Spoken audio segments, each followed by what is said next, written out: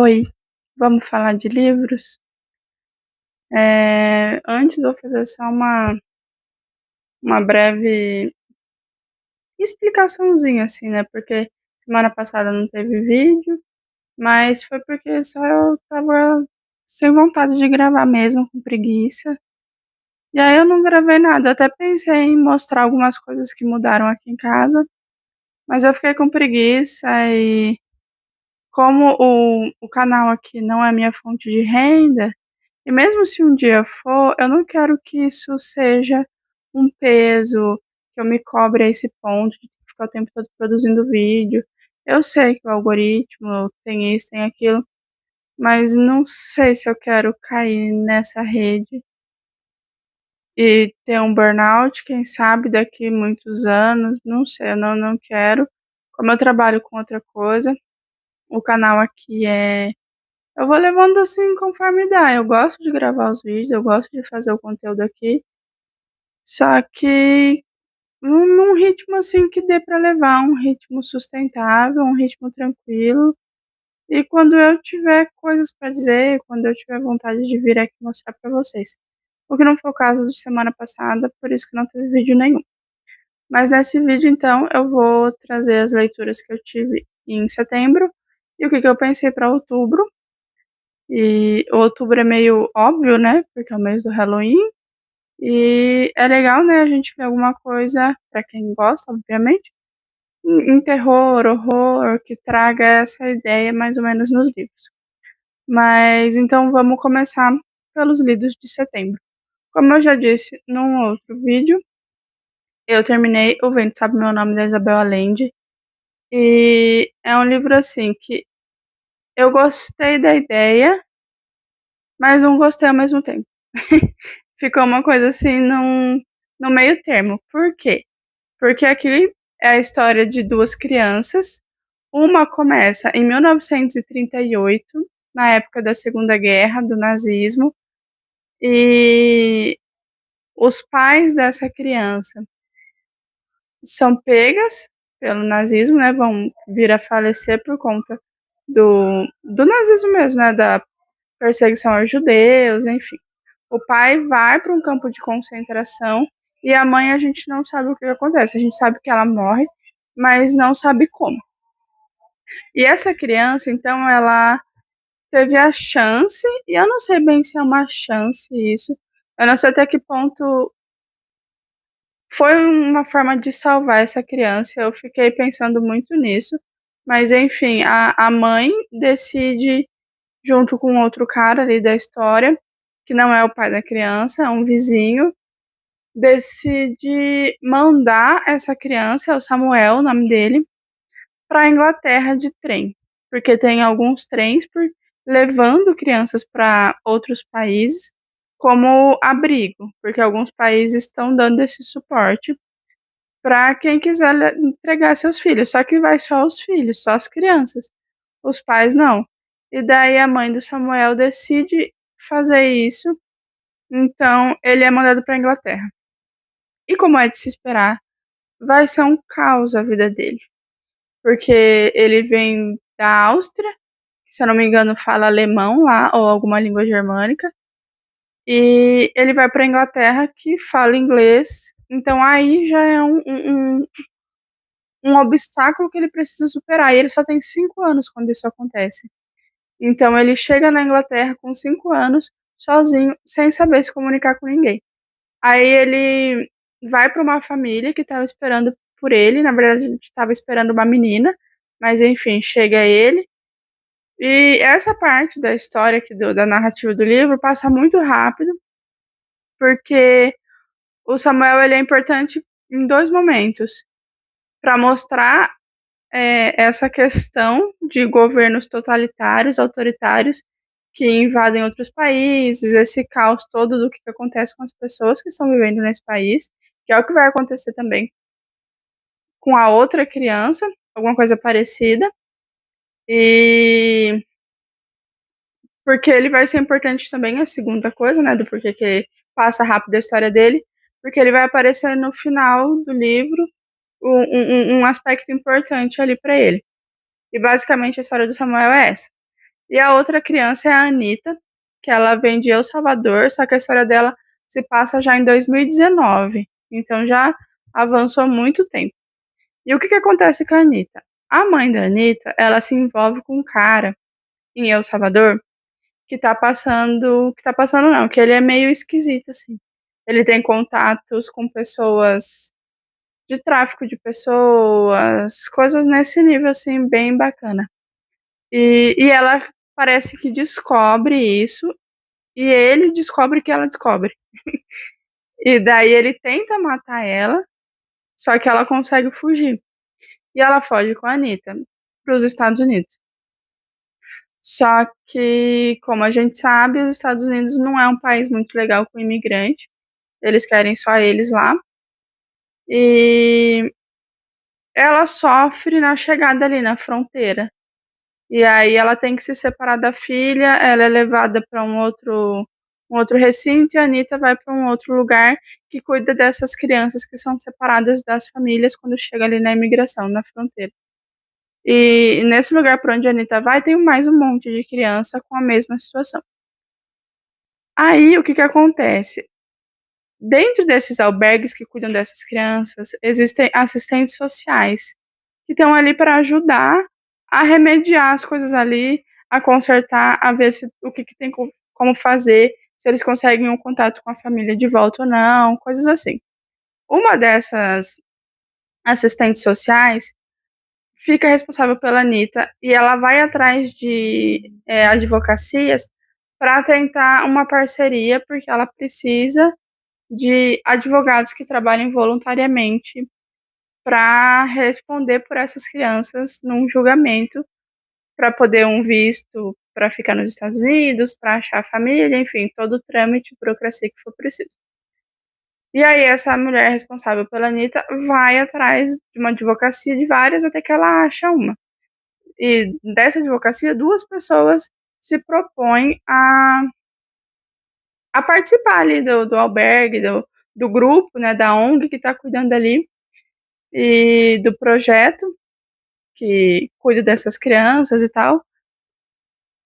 E aí eles vão atrás para resolver as questões da Anitta e tal, e daí passa um tempo, a Isabel Allende aqui, ela vai falar um pouco sobre a Covid-19, né, que a gente passou, o caos que foi essa pandemia, e ela traz aqui esses relatos também, porque chega um momento da história que acontece, que explode a pandemia, então a criança já tá longe da mãe, já tá também tem o mesmo problema que o Samuel teve lá atrás, de não falar a língua, ela teve que aprender o inglês, porque ela é de El Salvador, que fala espanhol, então, assim, um puro caos. E assim, é um rolê atrás de rolê que vai acontecendo aqui, e eu não quero contar mais, porque caso alguém tenha interesse, eu não quero dar mais spoiler do que eu já dei aqui. Não é bem um spoiler do que eu tô falando, mas enfim. E porque essas coisas que eu disse até agora acontecem, tipo, nos 3 primeiros capítulos. E os capítulos, assim, são bem rapidinhos. Mas o porquê que eu gostei do livro? É uma história interessante, eu acho que ela traz de uma forma muito bem, colocada, a gente entende a situação, a gente se coloca no lugar dos personagens. É uma situação bastante ruim, e eu acho que a gente que nunca passou por isso, de ter gente entrando no nosso país, pelo menos não agora, né, com a gente vivendo aqui, lá em 500 anos atrás, né, já tiveram que passar por isso. Mas enfim, a gente nunca passou por guerra, por coisas desse gênero. Então é difícil pra gente conseguir, eh, saber de fato o que que essas crianças sentiram. Eu acho que, tipo, você passar por isso já é ruim, agora você passar por isso e ainda ter que se separar das pessoas que você conhece, e tá num lugar que não fala a sua língua, com pessoas estranhas, ainda mais sendo uma criança. Então, assim, são crianças extremamente fortes que tiveram que passar por cima de muita coisa para ter um final feliz. E esse é um dos pontos que me faz não gostar muito do livro, mas apesar de saber que é uma realidade, porque até que ponto essa criança vai conseguir sobreviver, ou até que ponto é uma forma de ajudar e salvar essa criança. Ela vai ter uma vida horrível, cheia de trauma, não sem saber o que fazer. Ah, não sei, eu fiquei pensando muito no caso do Samuel, principalmente, porque ele não tinha ninguém para olhar para ele. Depois de um tempo, de alguns anos, é que ele encontra uma família que de fato vai estar ali por ele. Mas no começo ele tinha só 5 anos. Nossa, é, é muito triste. Mas um outro ponto que eu não gostei desse livro, que passa tudo muito rápido, você não se apega aos personagens. Eu achei que eu ia me apegar ao Samuel, porque no fim do segundo capítulo eu chorei horrores, horrores na despedida dele da mãe. Só que acabou. Eu terminei o livro sem chorar mais nenhuma vez. E pra mim isso é muito um termômetro da capacidade do livro, da intensidade do livro. Pra mim, pelo menos, porque eu sou uma pessoa que chora com muita facilidade. Então, se o livro com uma história dessa não me fez chorar só uma vez, não sei, eu me questionei muito sobre essa questão mesmo, da gente não se apegar aos personagens. É uma história extremamente triste, só que, não sei, eu acho que passou muito correndo. E um outro ponto que me fez não gostar muito é que eu senti que na parte da Anitta, que é basicamente quase todo o livro, inclusive eu acho que a capa que é a Anitta, é, eu achei que a Isabel colocou um foco muito na assistente social e no advogado, como um romance, alguma coisinha assim, e eu não sei se precisava disso, eu não gostei muito disso. Eu acho que tirou o foco do que realmente importava. Mas eu acho que também ela coloca para aliviar um pouco as coisas, porque são histórias difíceis, tristes, que talvez se realmente ela desse muito foco para isso, seria um livro pesadíssimo de ler, o que não é nesse caso. Então é isso. É, leiam se vocês tiverem interesse, mas assim, não é o meu preferido da Isabel, eu só li esse e A Casa dos Espíritos. E A Casa dos Espíritos é perfeito. Então, é isso. O outro livro que eu li esse mês de setembro foi A Vida Secreta das Árvores. E eu amei. Amei, amei, amei. É um livro que a ideia que eu tinha era alguma coisa assim. O cara aqui, o autor, ele é engenheiro florestal. E o que eu achei quando eu li a sinopse, li ali algumas páginas, é que ele iria trazer como as árvores vivem e formas da gente colocar isso na nossa vida. Meio que uma autoajuda bem entre aspas. E não é bem isso que ele faz. O que ele mostra aqui é sim como as árvores vivem, o que acontece com elas, mas não de uma forma que a gente possa colocar na nossa vida. Só que ele mostra tudo o que acontece com as árvores, como elas vivem, como funcionam florestas nativas. E eu terminei o livro assim, amando as árvores, amando e vendo elas como o ser vivo que elas são. Porque eu tenho uma ligação muito forte com os animais, é um tópico muito sensível para mim. E isso agora começou com as árvores também, depois desse livro. Porque o Peter aqui, ele traz pra gente uma percepção das árvores que eu acho que muita gente não tem. Porque quando a gente olha uma árvore, a gente vê aquele tronco consistente, parece que nada pode derrubar, que não sente nada, que é extremamente forte, capaz. E não é bem assim. As árvores são extremamente sensíveis. Muitas coisas podem atrapalhar o funcionamento delas ali na floresta ou na cidade também. Tem um ponto aqui que ele traz da cidade. E, e assim, eu fiquei deslumbrada. É uma vida secreta aqui, porque tudo que acontece nas árvores é num ritmo extremamente lento e são coisas que acontecem dentro das células, dentro da árvore, né. Ali o que a gente vê é realmente uma imagem estática, basicamente. Porque para a gente acompanhar a geração de uma árvore, por exemplo, dela, semente até ela morrer, por exemplo, não tem como uma geração nossa, adulto, conseguir. Eu não consigo. Precisaria dos minha avó, da minha mãe, eu e talvez um filho, se eu tivesse. E talvez até mais, porque com 100 anos, 150 anos, a árvore é uma criança ainda, na idade das árvores. Porque as árvores chegam a 500 anos, tem árvores que passam de 1000. Então, assim, eu amei, foi uma percepção de como enxergar as árvores de uma forma que eu não estava esperando. E eu terminei esse livro pensando mais no meio ambiente, em como a gente está lidando com isso, porque tem momentos aqui que ele fala sobre isso, e ele fala também da árvore na rua, em como é complicado ela viver ali, apesar de ser importante para a gente também ter um mundo mais verde. E assim, se vocês tiverem a oportunidade, leiam. Não é técnico, não é chato, não é ficção também, mas assim, é muito legal mesmo. Eu amei demais. Super recomendo esse daqui. E esses foram os 2 que eu li. Setembro não foi um mês de muita leitura por aqui, mas hoje, só pra falando isso no meio do vídeo, né, mas hoje é dia 29 de setembro, não acabou, né, um mês de fato, acaba amanhã, mas não vai dar pra eu terminar mais nenhum livro. Mas outro que eu comecei, e provavelmente terminarei só em outubro, é O Caminho da Sabedoria. Esse aqui é um livro não ficcional também, é uma conversa entre um monge, um filósofo e um psiquiatra sobre a arte de viver. E foi minha mestra de astrologia que falou sobre esse livro.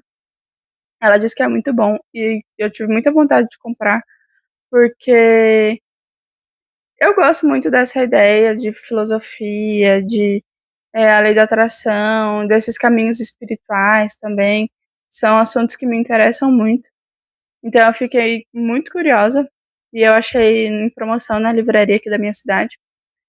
E daí eu comprei. E eu comecei a ler já, mas não avancei muito. E até o momento eu tô gostando muito, muito, muito. Eu acho que vai ser um dos livros, assim, que vai virar favoritos da vida, assim. E, e é isso, eu não tenho muito mais o que falar sobre, porque eu realmente tô bem no comecinho, acho que eu li umas 20 páginas só até agora.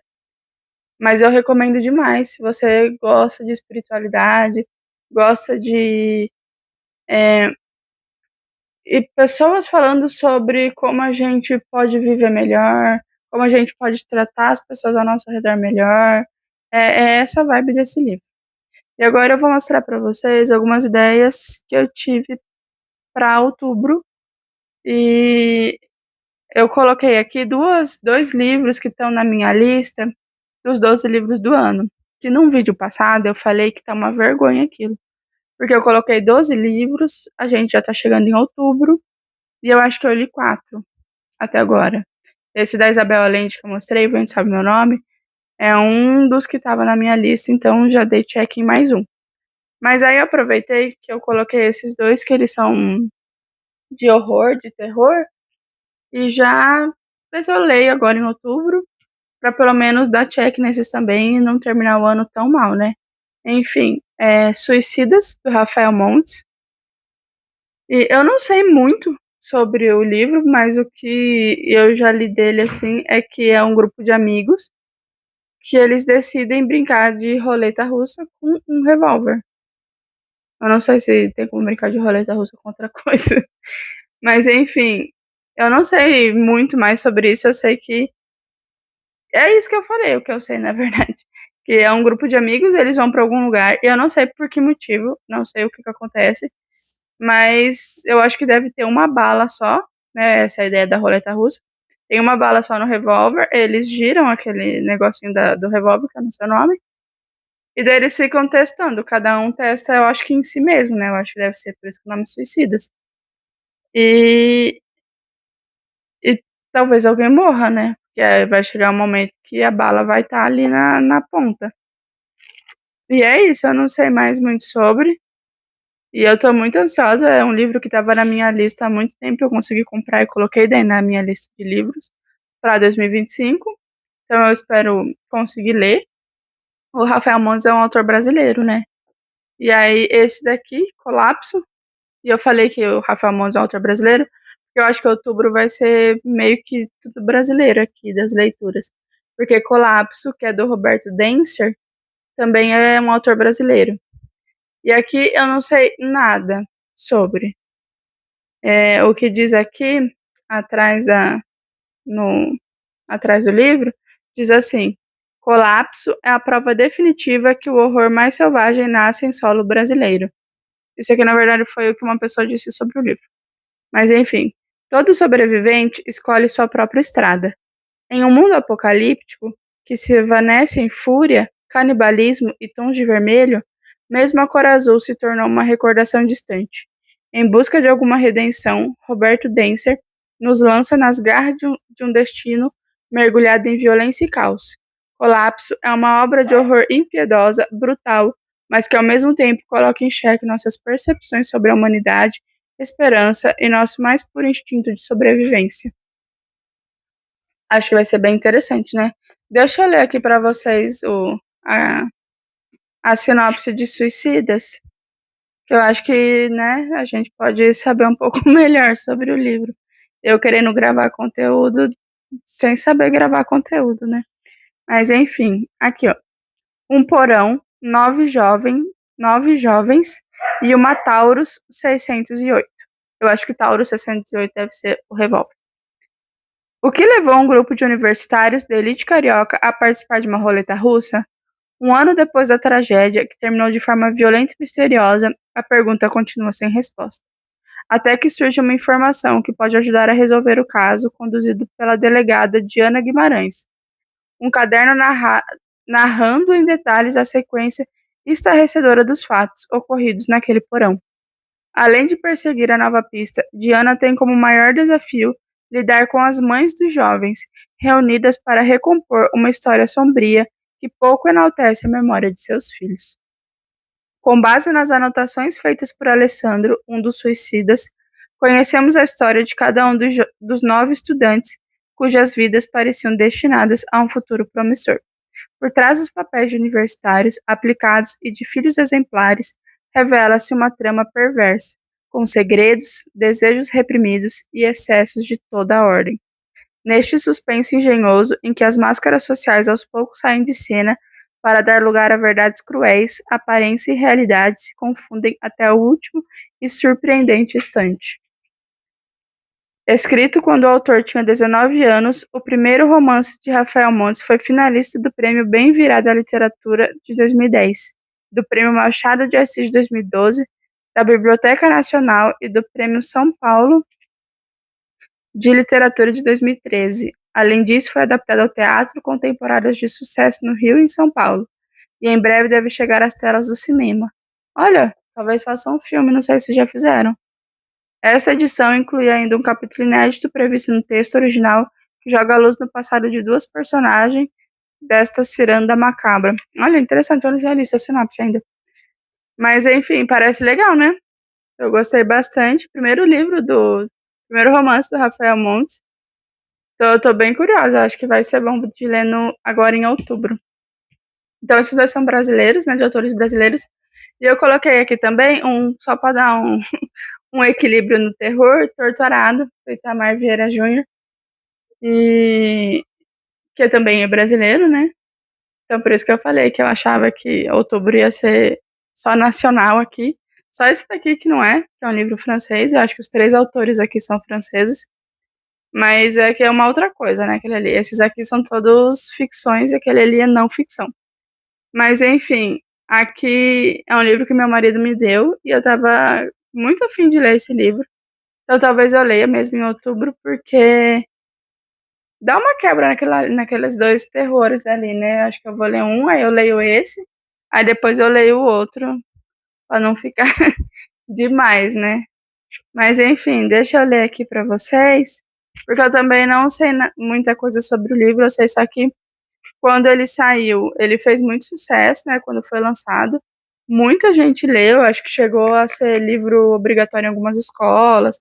Até teve um caos, eu acho, gerado por conta de uma escola que quis barrar, porque os pais não quiseram que as crianças lessem esse livro. Se eu não me engano, foi desse. Mas enfim, vamos ver aqui. A cena tem algo de iniciático e, como se verá mais tarde, ressoará de maneira extraordinária no futuro de suas protagonistas. Nas profundezas do sertão baiano, as irmãs Bibiana e Belonísia encontram uma velha e misteriosa faca na mala guardada sob a cama da avó. Ocorre então um acidente, e para sempre suas vidas estarão ligadas, a ponto de uma precisar ser a voz da outra. Filhas de humildes trabalhadores rurais, descendentes de escravos, as irmãs irão crescer entre a extenuante rotina do campo, as tradições religiosas afro-brasileiras, com suas velas, incensos e ladainhas quase imemoriais, e a absorvente vida familiar. Com o passar dos anos, a antiga proximidade entre elas vai se desfazendo aos poucos. Enquanto Belonísia parece satisfazer-se com o serviço na fazenda e os encantamentos do pai, o curandeiro de corpo e espírito Zeca Chapéu Grande, Bibiana toma consciência do estigma da servidão imposto à família e decide lutar pelo direito à terra e pela emancipação dos trabalhadores rurais. Numa trama conduzida com maestria e com uma prosa melodiosa, tendo quase sempre as mulheres como protagonista, Torturado é um romance belo e comovente que conta uma história de vida e morte, de combate e redenção.